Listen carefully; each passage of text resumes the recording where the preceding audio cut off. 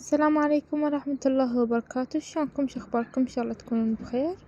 رجعت لكم فيديو جديد وفلوج جديد باليوم الخامس باسطنبول. اول ما قعدنا الصبح اجينا لهاي الحديقة كلش حلوة، والجامع اللي بيها يخبل، والجو كان كلش حلو. اتغدينا بهذه الحديقة ورجعنا للميدان مالت المدينة مالتنا، وتفاجأنا انه كان اكو اليوم الوطني التركي.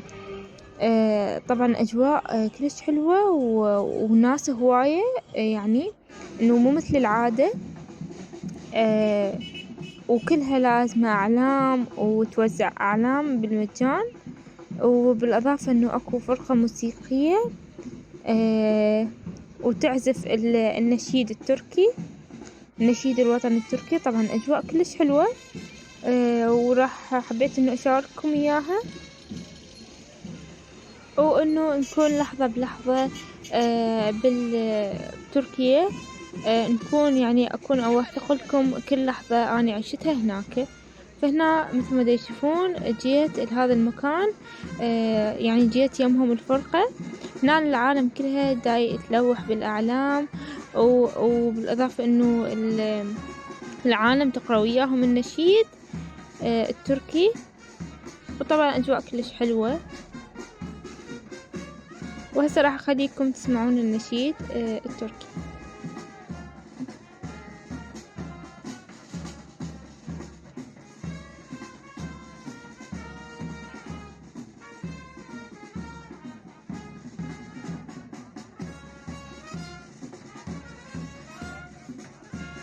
هنا بعد ما شوية تقدمت، صار الدنيا المغرب تقريبا، العالم بدأت تتقدم على الشارع ويمشون، والفرقة همين قامت تمشي قدامهم مثل ما دا يشوفون.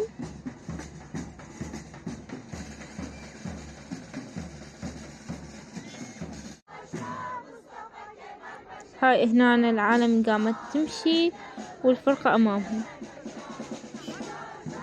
طبعا الأغاني والأناشيد والأجواء كانت كلش حلوة. حلو واحد يعيش هيك ثقافات مالت العالم مختلفة، وإنه يتعلم أو ثقافاتهم ويعرفها.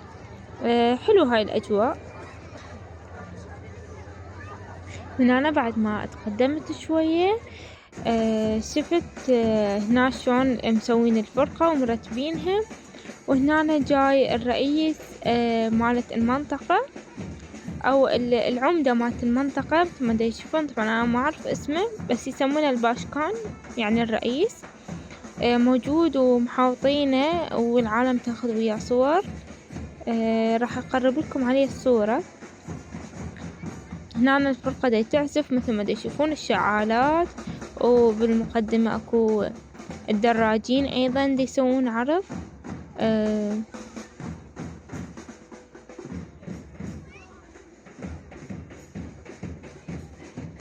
هذاك هو الباشكان.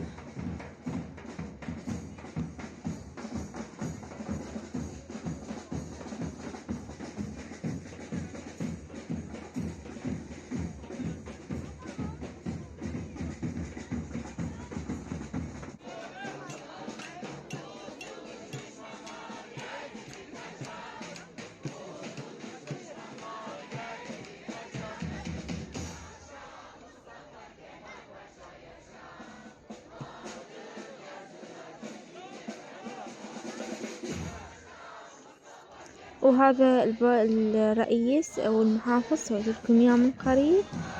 وهنا أثناء الاحتشاد بنية خطية وقعت وساعدتها، يعني شوية صار تدافع بالموضوع، بس فأني ما عجبني شوية الموضوع، فحبيت إنه أنسحب، لأنه العالم دي تتقدم يريدون يروحون للمركز الثاني، فإنه المكان راح يصير بعيد. ف ها هي، وهاي يكون هيك خلاص، يعني راح نرجع، وهيك نكون صارت نهاية اليوم. وهذا كان يومنا. أتمنى يا ربي عجبكم الفيديو، وكان فيديو لطيف وظريف. أتمنى يا رب يعجبكم الفيديو ونال إعجابكم. لا تنسون تسووا لي لايك وشير وسبسكرايب، تضغطوا على جرس الإشعارات طبعا فضلا وليس أمرا. وباي باي، مع السلامة، أشوفكم فيديو جديد. باي.